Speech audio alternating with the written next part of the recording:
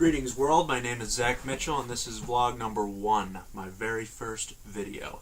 And on my channel here I'm going to be talking about music, mostly, movies, current events, just stuff that I like to talk about, you know.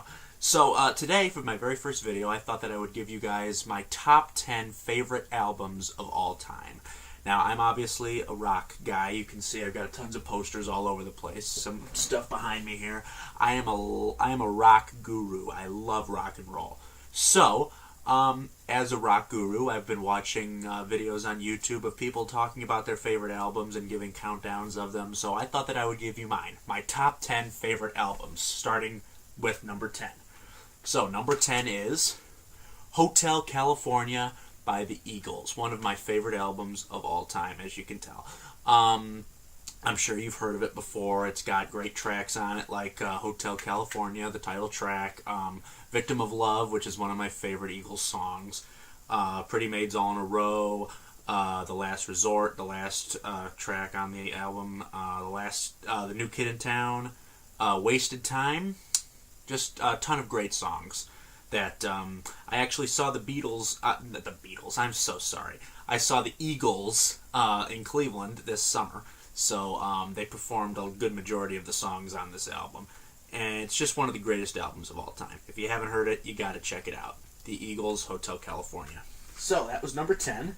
Number 9 is a live album, which you may or may not have heard about before, by one of the Beatles. But not as the Beatles, just as a single artist. George Harrison's Concert for Bangladesh. He did this for charity, to raise money for the victims of Bangladesh that had I don't really know what the whole specifics were about it, but he had a concert at Madison Square Garden to raise money for it. He was there, obviously. Leon Russell was there. Eric Clapton was there. Bob Dylan was there. Who else? Billy Preston was there. Just a giant talent presence up on stage. They performed a ton of great songs like While My Guitar Gently Weeps. Ringo performed his It Don't Come Easy, George's song Wah Wah, Beware of Darkness. They had a ton of great songs off this album. It's just a great song. Just great album to listen to. Concert for Bangladesh, number 9 by George Harrison. Okay, number 8 is The Doors, L.A. Woman.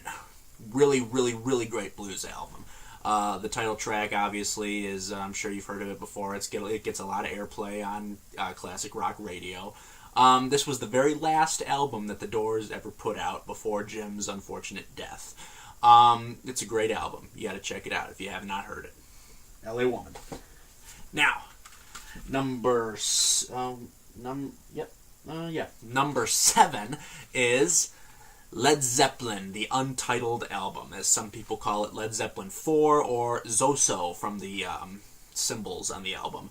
Lots of really great songs, a lot of their really well-known songs. My favorite on the album is either Stairway to Heaven or Rock and Roll, which you've obviously heard before. They need no introduction. Yeah, so Led Zeppelin 4 is my number 7.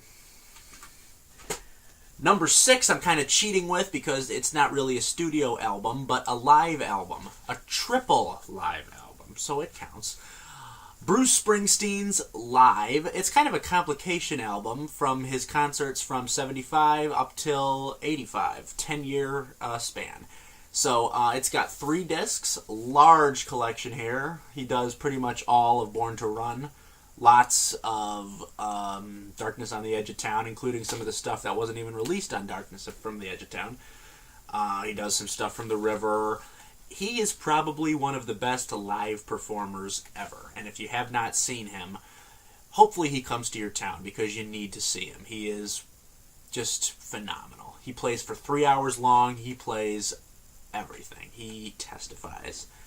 Bruce Springsteen's Live, and Bruce Springsteen and the E Street Band, live from 1975 through 1985. That's my number 6. Number 5 is probably some people's number 1, but it's my number 5.